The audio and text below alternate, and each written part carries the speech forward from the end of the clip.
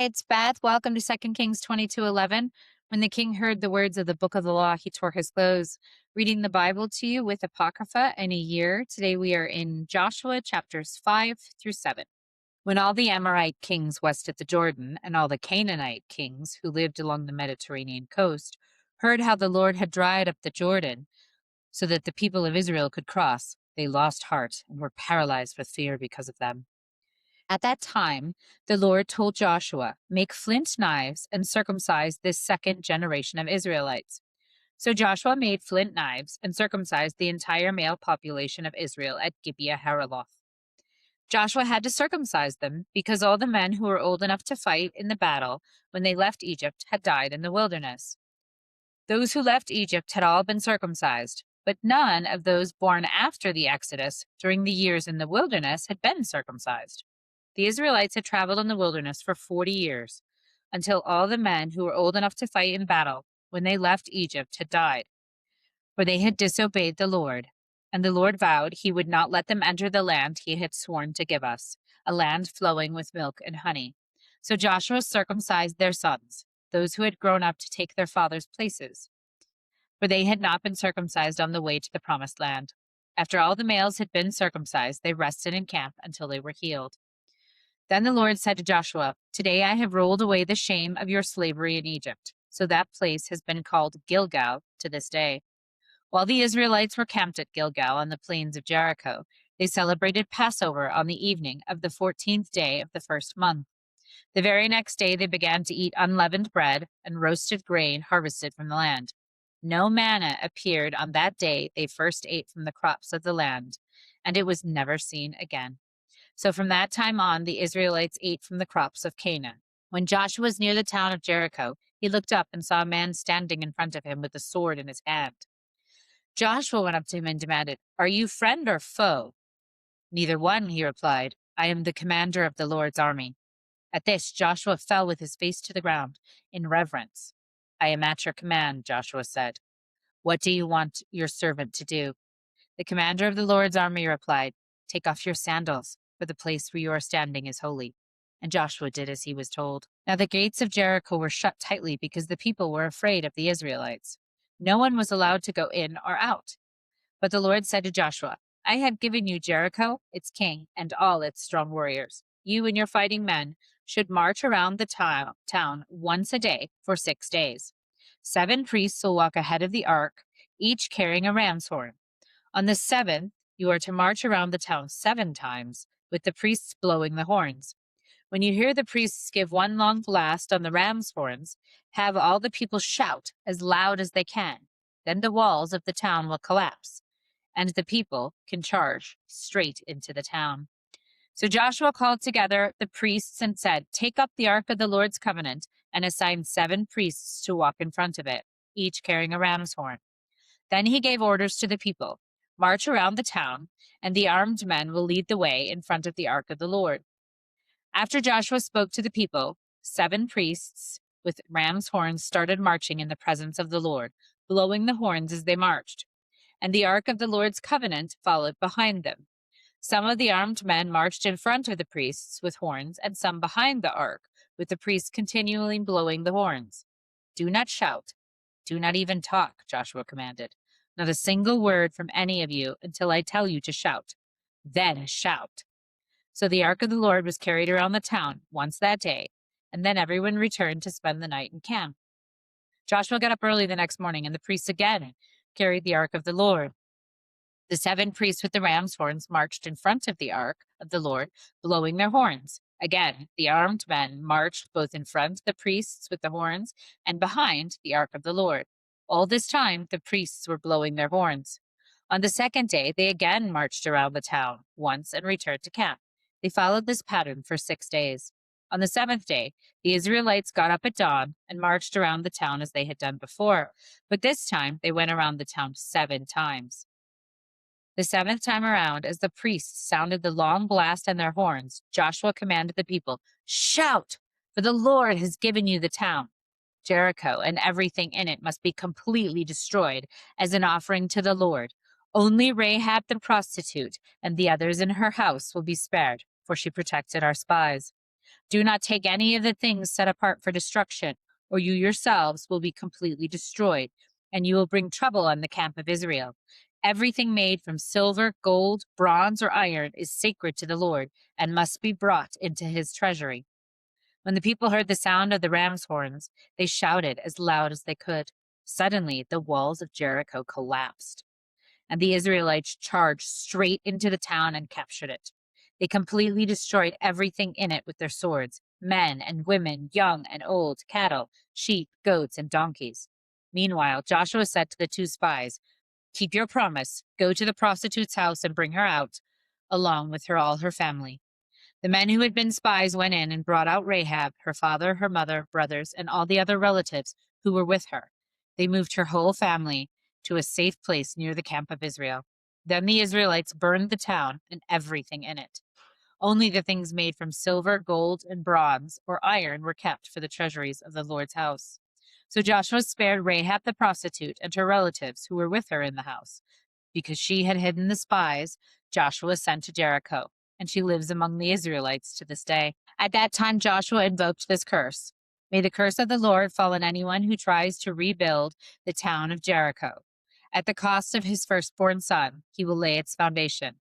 At the cost of his youngest son, he will set up its gates." So the Lord was with Joshua, and his reputation spread throughout the land. But Israel violated the instructions about the things set apart for the Lord. A man named Achan stole some of the dedicated things, so the Lord was very angry with the Israelites. Achan was the son of Carmi, a descendant of Zimri, son of Zerah, of the tribe of Judah. Joshua sent some of his men from Jericho to spy out the town of Ai, east of Bethel, near Beth Aven. When they returned, they told Joshua, "There is no need for all of us to go up there. It won't take more than 200,000 or 300,000 men to attack Ai. Since there are so few of them, don't make all our people struggle to go up there." So approximately 3,000 warriors were sent, but they were soundly defeated. The men of Ai chased the Israelites from the town gate as far as the quarries, and they killed about 36 who were retreating down the slope. The Israelites were paralyzed with fear at this turn of events, and their courage melted away. Joshua and the elders of Israel tore their clothes in dismay, threw dust on their heads, and bowed face down on the ground before the ark of the Lord until evening.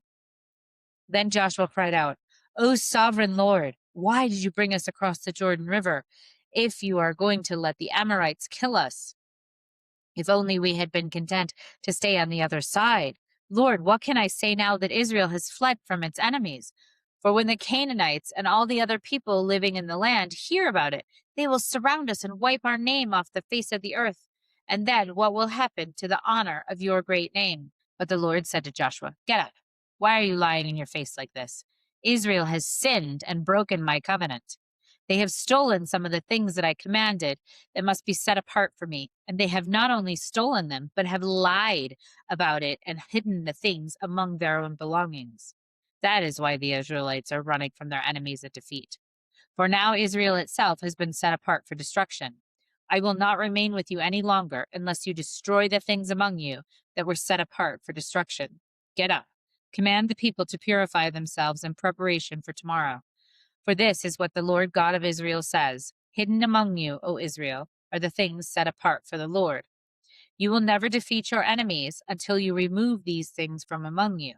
In the morning, you must present yourselves by tribes, and the Lord will point out the tribe to which the guilty man belongs. That tribe must come forward with its clans, and the Lord will point out the guilty clan.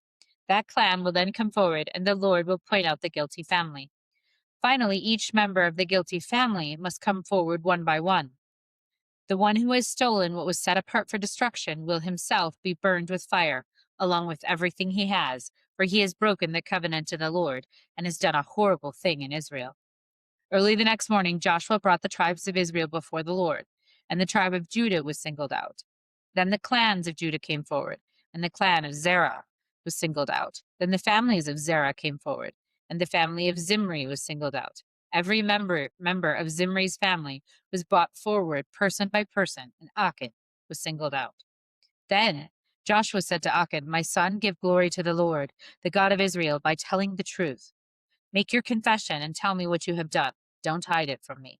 Achan replied, "It is true. I have sinned against the Lord, the God of Israel. Among the plunder I saw a beautiful robe from Babylon, 200 silver coins, and a bar of gold weighing more than a pound. I wanted them so much that I took them. They are hidden in the ground beneath my tent, with the silver buried deeper than the rest. So Joshua sent some men to make a search. They ran to the tent and found the stolen goods hidden there, just as Achan had said, with the silver buried beneath the rest. They took the things from the tent and brought them to Joshua and all the Israelites. Then they laid them on the ground in the presence of the Lord. Then Joshua and all the Israelites took Achan, the silver, the robe, the bar of gold, his sons, daughters, cattle, donkeys, sheep, goats, tent, and everything he had, and they brought them to the valley of Achor. Then Joshua said to Achan, "Why have you brought this trouble on us? The Lord will now bring trouble on you." And all the Israelites stoned Achan and his family and buried their bodies. They piled a great heap of stones over Achan, which remains to this day. That is why the place has been called the Valley of Trouble ever since. So the Lord was no longer angry. The book of Luke, chapter 24, verse 13 through 35. That same day, two of Jesus' followers were walking to the village of Emmaus, 7 miles from Jerusalem. As they walked along, they were talking about everything that had happened. As they talked and discussed these things, Jesus himself suddenly came and began walking with them, but God kept them from recognizing him. He asked them, "What are you discussing so intently as you walk along?"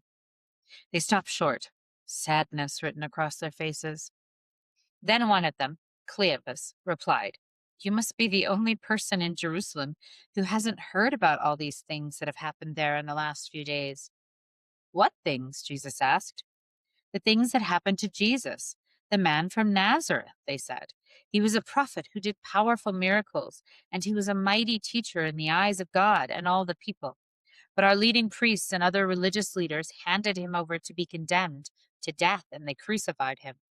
We had hoped he was the Messiah who had come to rescue Israel. This all happened 3 days ago.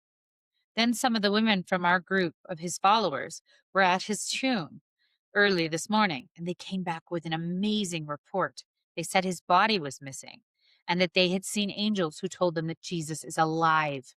Some of our men ran to see, and sure enough, his body was gone, just as the women had said. Then Jesus said to him, "You foolish people, you find it so hard to believe all that the prophets wrote in the scriptures. Wasn't it clearly predicted that the Messiah would have to suffer all these things before entering his glory?" Then Jesus took them through the writings of Moses and all the prophets, examining from all the scriptures the things concerning himself. By this time they were nearing Emmaus and the end of their journey. Jesus acted as if he was going to go on further, but they begged him, "Stay the night with us, since it's getting late." So he went home with them. As they sat down to eat, he took the bread and blessed it. Then he broke it and gave it to them. Suddenly their eyes were opened and they recognized him, and at that moment he disappeared. They said to each other, "Didn't our hearts burn within us as he talked with us on the road and explained the scriptures to us?" And within the hour they were on their way back to Jerusalem. There they found the 11 disciples and the others who had gathered with them, who said, "The Lord is really risen." He appeared to Peter. Thus ends the reading for today. Never walk alone.